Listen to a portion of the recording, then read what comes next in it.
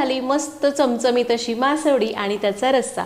जर तुम्हाला काहीतरी झणझणीत चमचमीत करायचे पण नॉनव्हेज नकोय तर मासवडी हा त्यासाठी एक उत्तम पर्याय आहे।